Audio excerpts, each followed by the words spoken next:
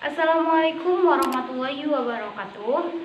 Perkenalkan, nama saya Tiada Mayandi, NIM 12010722988. Yang saya hormati Bapak Pangoloan Soleman Ritonga, SPD MPD, selaku dosen pengampu mata kuliah Kimia Anorganik. Di kali ini saya akan membuat video untuk memenuhi tugas dari Bapak tersebut. Pada video ini kita akan membahas tentang belerang, yang mana pembahasan yang pertama yaitu pengertian belerang, kemudian ada belerang dioksida, ada pembuatan belerang, ada alotrop, ada persenyawaan belerang, reaksi pembentukan dan sifat hidrogen sulfida, sifat asam dari hidrogen sulfida, asam sulfida dan sifat asam sulfida, dehidrasi pada asam sulfat, oksidator pada asam sulfat, reaksi pembentukan tiosulfat, dan yang terakhir yaitu struktur molekul tiosulfat. Pembahasan yang pertama yaitu pengertian belerang.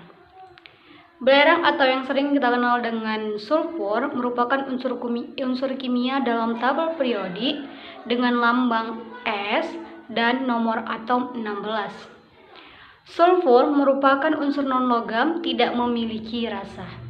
Sejauh ini yang kita ketahui bahwa sulfur sering digunakan dalam dunia pertanian.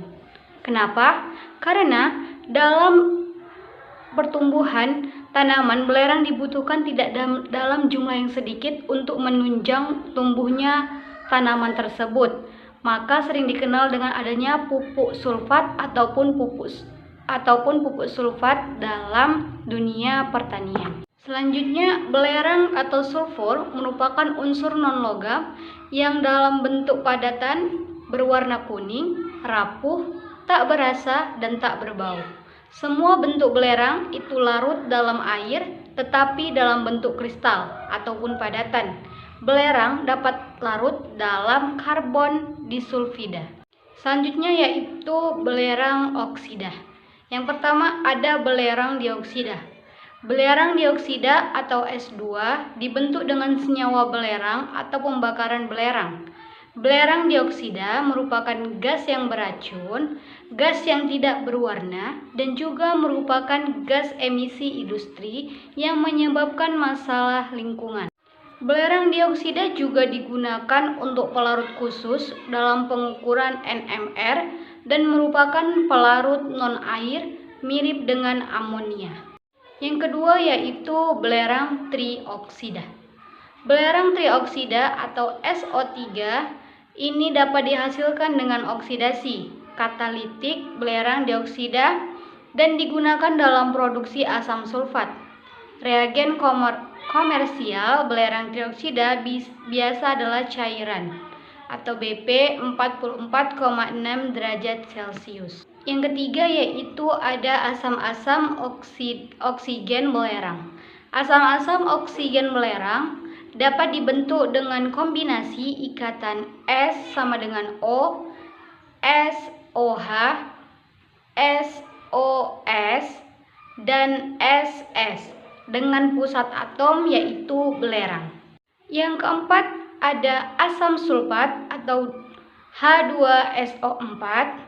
Asam sulfat merupakan senyawa dasar yang penting dan dihasilkan dalam jumlah yang besar dari semua senyawa anorganik yang dihasilkan dari industri. Yang kelima yaitu asam sulfit atau H2SO3. Garam sulfur memang sangat stabil, namun asam-asamnya belum pernah diisolasi ion SO3 2 negatif. Memiliki simetri piramida dan merupakan reagen pereduksi. Dalam asam ditiot atau H2S2O6, ion ditiot S2O6 2 negatif, bilangan oksidasi belerang yaitu positif 5 dan terbentuk ikatan SS. Senyawa ditionat adalah bahan pereduksi yang sangat kuat. Selanjutnya pembahasan yang ketiga yaitu pembuatan belerang. Pembuatan belerang terjadi dengan 3 cara. Yang pertama, belerang bisa terjadi secara alamiah di sekitar daerah pegunungan dan hutan tropis. Belerang yang dihasilkan secara komersial dari sumber mata air endapan garam yang melengkung sepanjang lembah Gulf di Amerika Serikat. Yang kedua yaitu dengan cara proses Franz. Pada proses deposito belerang padat dalam tanah dilelehkan di dalam tanah dengan air yang sangat panas atau disebut dengan superheat. Kemudian lelehan belerang itu ditekan keluar dengan bantuan udara dan keluar menyerupai busa. Kemudian kemurnian belerang menyerupai 99%. Belerang ini sering digunakan pada pabrik asam sulfat. Yang ketiga yaitu ada cara Sisilia. Cara ini biasanya digunakan untuk mendapatkan belerang yang ada di permukaan tanah, yaitu batu yang mengandung belerang. Dengan cara batuan dipanaskan hingga belerang melebur dan berpisah dari batuan. Kemudian belerang dimurnikan dengan cara sublimasi.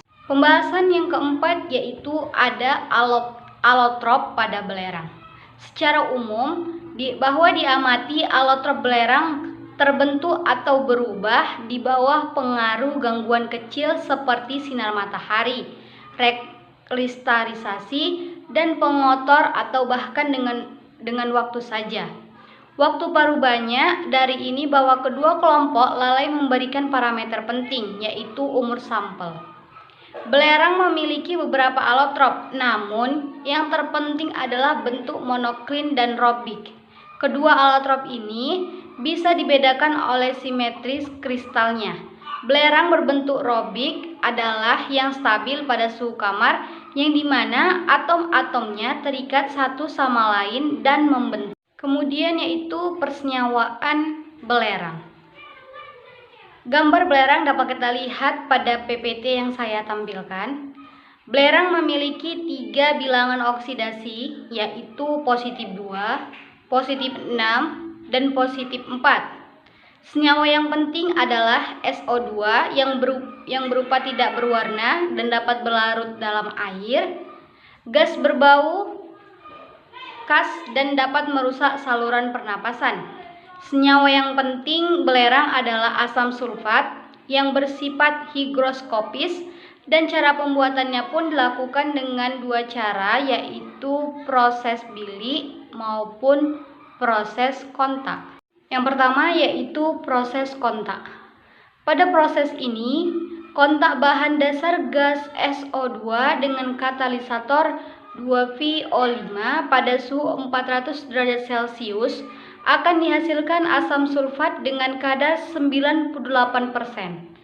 F2O5 selain bertindak sebagai katalisator juga bertindak sebagai oksidator. Yang kedua yaitu proses bilik.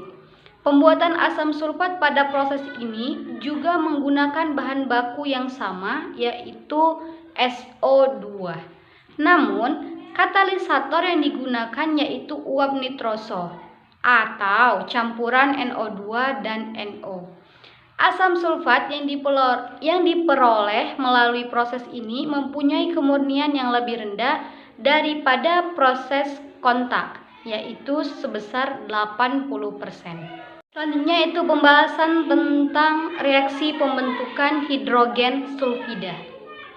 Oke, pada PPT yang saya sajikan dapat kita lihat bahwa ada reaksi yang terjadi. Yang pertama yaitu tahap pertama ada S2 ditambah 3O2 ditambah 2H2O yang menghasilkan 2H2SO4. Sementara di tahap yang kedua yaitu ada 2H2S ditambah O2 menghasilkan 2H2 tambah S2. Hidrogen sulfida dibentuk dari dekomposisi kandungan sulfur organik pada kotoran dalam kondisi anaerob dan reduksi bakteri sulfat. Sulfur di dalam makhluk hidup berbentuk S negatif organik. Selanjutnya yaitu sifat fisik dan sifat kimia hidrogen sulfida. Rumus molekulnya yaitu H2S, tekanan molekul dalam gram per mol ada 34, tekanan kritis 89,4, Temperatur kritis 373,561, titik didih minus 61, titik beku 187,68, titik lebur sama dengan minus 85,6, titik beku minus 86. Spesifik graviti 1,192, densitas pada 0 derajat Celcius yaitu 1,539, tekanan uap pada 25 derajat Celcius mmHg 15.200, serta yang terakhir yaitu fase pada suhu kamar yaitu gas, dan dapat kita lihat pada PPT yang telah saya sajikan. Selanjutnya yaitu tentang sifat asam hidrogen sulfida. Dapat kita lihat bahwa adanya struktur yang saya tampilkan di PPT yaitu struktur dari hidrogen sulfida H2S. Belerang dapat bereaksi dengan logam membentuk garam-garam sulfida. Dengan oksigen dapat membentuk SO2 dan SO3. Dengan air yang akan menghasilkan asam sulfit atau H2SO3 dan H2SO4. SO2 dan SO3 sangat berperan penting dalam pembuatan asam sulfat. Tetapi jika mencemari udara, kedua oksigen sulfur ini akan sangat berbahaya. Antara lain akan dapat menimbulkan hujan asam. Asam sulfida. H2S atau asam sulfida terbentuk dari asam sulfat karena pengaruh asam seperti yang terjadi pada metabolisme pencernaan makanan. Molekul H2S seperti halnya H2O, di mana atom sulfur dikelilingi oleh 4 pasang elektron, maka sudut ikatan HSH menjadi sekitar 150 derajat Celcius dan bersifat polar. Namun, karena di sini tidak muncul ikatan hidrogen, maka titik lebur dan titik didih H2S relatif rendah.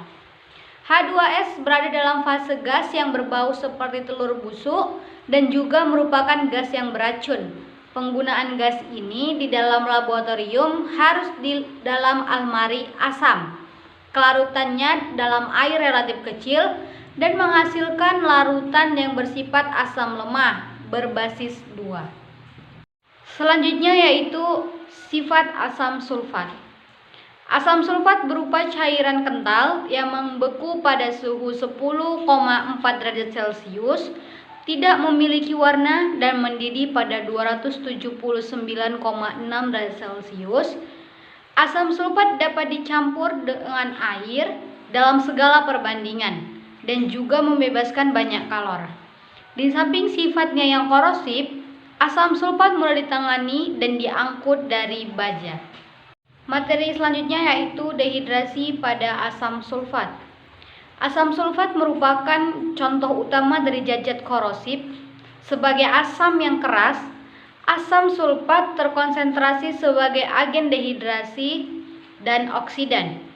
Kedekatan yang berlebihan dari H2SO4 terhadap air akan menimbulkan panas ketika air dan asam sulfat dicampurkan. Jika hal ini dilakukan secara tidak cermat dan menambahkan air ke dalam asam, maka akan terjadi pendidihan dan lompatan dan dapat menyebabkan terlukanya seseorang. Konsentrasi asam sulfat juga menghasilkan racun ataupun produk yang berbahaya lainnya. Contohnya yaitu racun karbon monoksida atau CO. Bersentuhan dengan asam sulfat dapat menyebabkan kerusakan kulit yang mengakibatkan luka bakar yang mungkin akan sulit untuk diobati. Penghisapan uap asam sulfat atau percikan merusak jaringan pernapasan ataupun mata. Selanjutnya yaitu pembahasan tentang oksidator pada asam sulfat. Asam sulfat yang pekat akan menarik unsur-unsur pembentuk air dari sejumlah senyawa. Asam sulfat bukanlah oksidator sekuat asam nitrat. Sifat oksidatornya baru muncul jika dalam suasana pekat dan panas. Jadi, jika ada soal yang mengenai reaksi dengan asam sulfat, maka kita harus berhati-hati. Anda harus melihat kondisinya. Kalau encer, maka reaksinya akan seperti reaksi-reaksi asam basa. Namun, jika asam sulfat dalam suasana pekat, maka reaksinya akan menjadi reaksi redoks. Pembentukan asam tiosulfat dan sifatnya. Asam tiosulfat ataupun H2S2O3 dapat terbentuk ataupun dapat dihasilkan apabila tiosulfat dipadamkan dan asam bebasnya tidak stabil.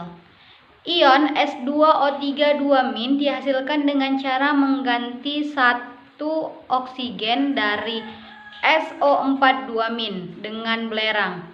Dan asam tiosulfat ini merupakan indikator sedang. Asam ini tidak dapat dibuat dengan mereaksikan asam dengan larutan garam tiosulfat karena asam tiosulfat yang dihasilkan mudah terurai dalam air. Produk dekomposisinya dapat termasuk belerang dioksida, hidrogen sulfida, polisulfana, asam sulfat, dan politionat tergantung pada kondisi reaksinya. Pembahasan yang terakhir yaitu mengenai struktur molekul tiosulfat.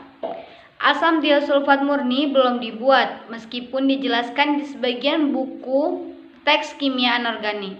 Selanjutnya tidak ada bukti eksperimental untuk struktur asam tiosulfat yang diketahui.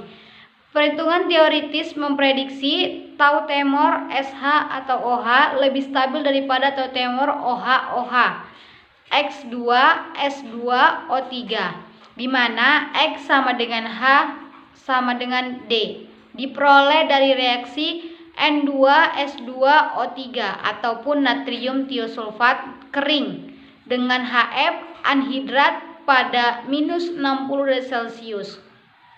Kemudian saya akan menampilkan struktur molekul dari tiosulfat di slide berikutnya. Sekian pembahasan dari saya, lebih dan kurangnya saya mohon maaf. Apabila ada kesalahan dalam berkata, saya mohon dimaafkan. Saya akhiri, wabillahi taufiq wal hidayah. Wassalamualaikum warahmatullahi wabarakatuh.